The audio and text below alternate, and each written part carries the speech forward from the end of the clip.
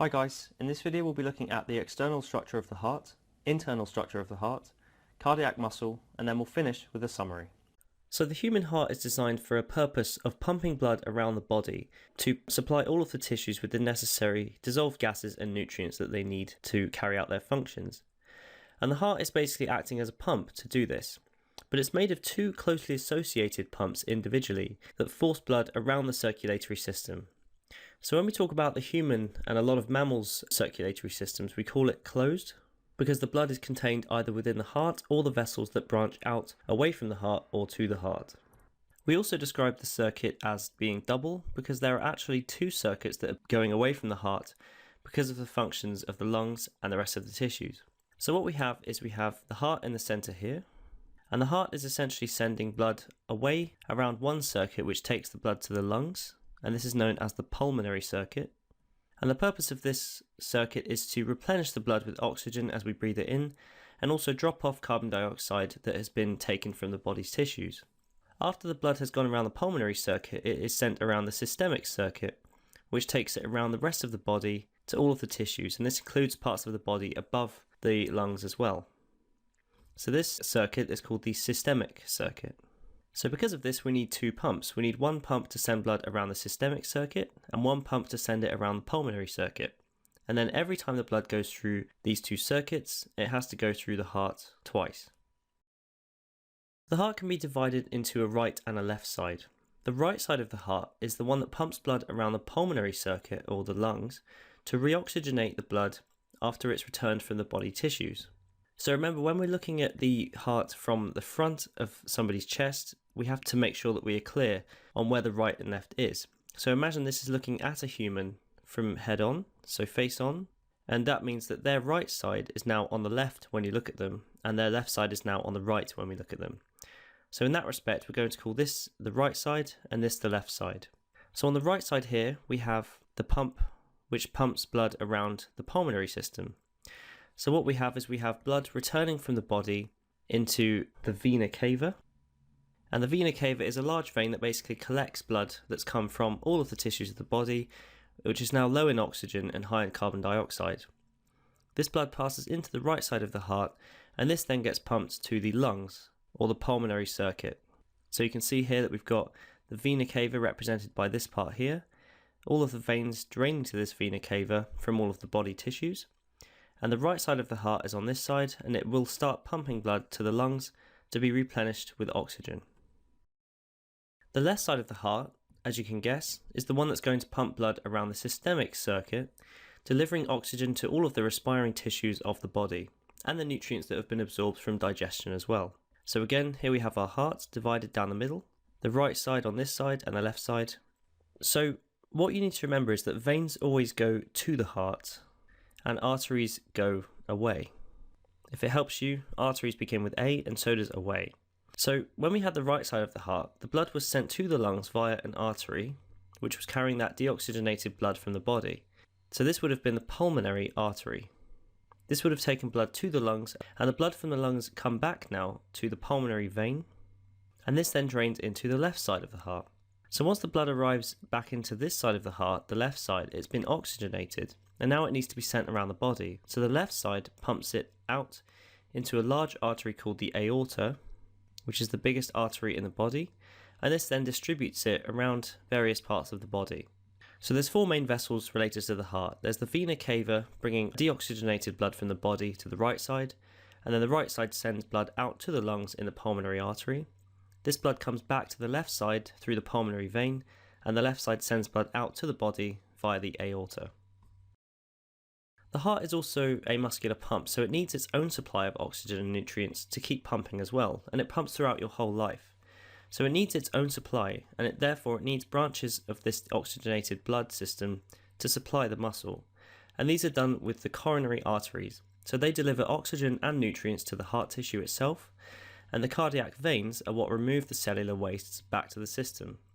So as blood is pumped out of the left side of the heart into the aorta, there's an immediate branch from the aorta that sends blood into arteries known as the coronary arteries at various parts around the heart.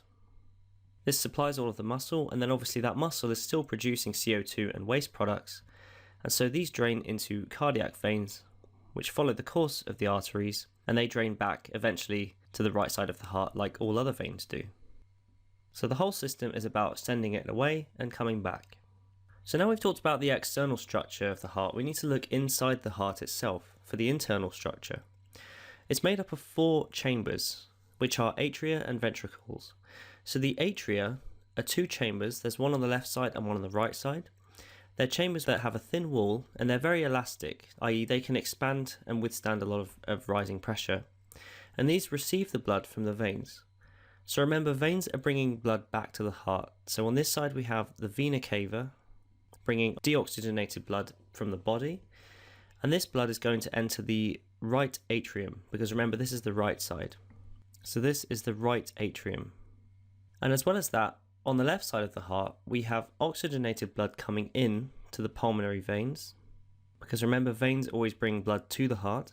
And this is entering this chamber now, which is the left atrium. So the atriums are the upper chambers, and there's one on the left and there's one on the right. The atria, you can see, have thin walls, and they're elastic because they're going to be filling up with blood coming back from the body, and they need to be able to expand.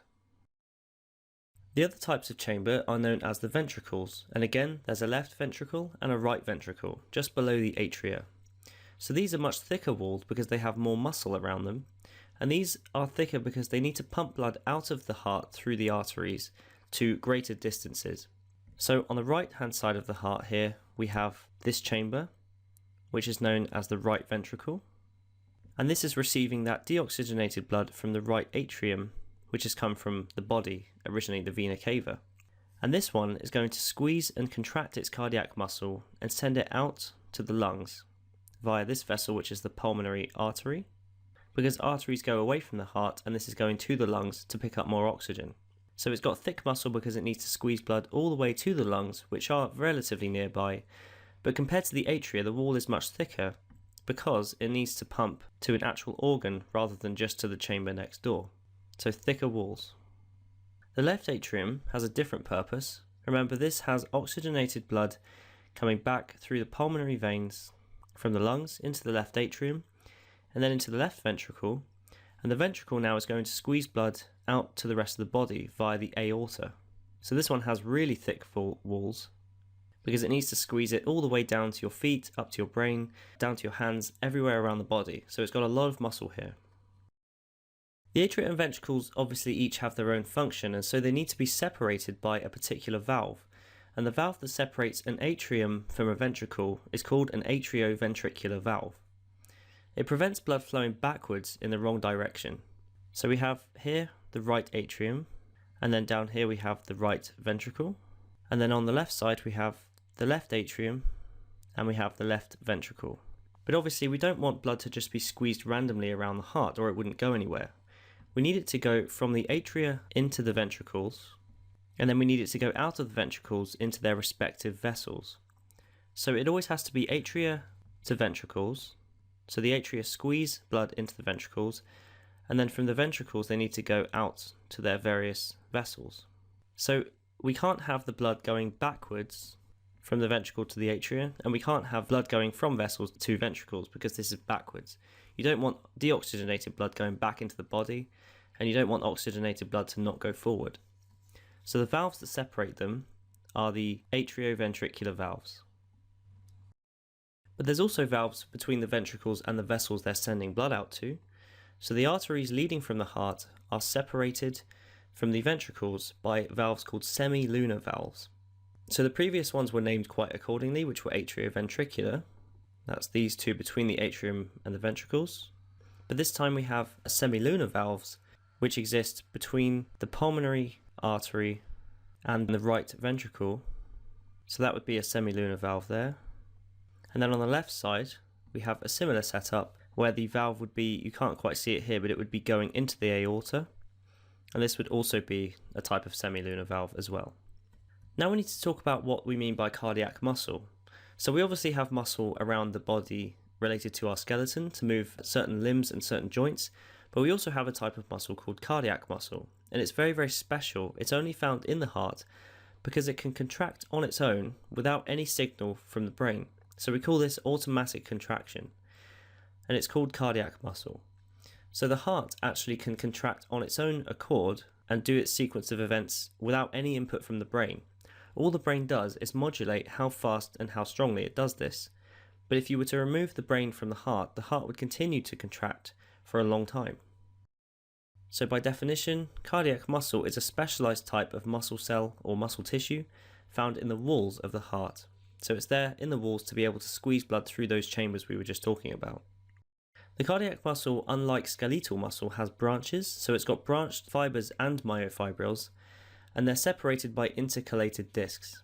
So you can see here we have one cardiac myocyte, or muscle cell, and it's got different branches throughout its structure. And this is important because this connects the cardiac muscle all as one single sheet. And because the cell is branched, those myofibrils inside the cell need to branch as well. And the connections between the cells are at these intercalated discs. And the discs allow the communication of that muscle contraction to run through the whole sheet, rather than just ending at the end of the cell. The cardiac muscle is structured in a particular way so that the contraction of the heart has a pumping effect. So obviously we don't want the whole pump to just contract all in one go, because the blood wouldn't really end up going anywhere. The blood has to be pumped in a particular direction from atria to ventricles and then out again, and therefore we need it to contract in certain sequence of events, and this is controlled by the structure of the cardiac muscle. Hey guys, I hope you enjoyed the video. If you are looking for an amazing A-level biology resource, join me today in my series of engaging bite-sized video tutorials. Just click the SnapRevise smiley face, and together let's make A-level biology a walk in the park.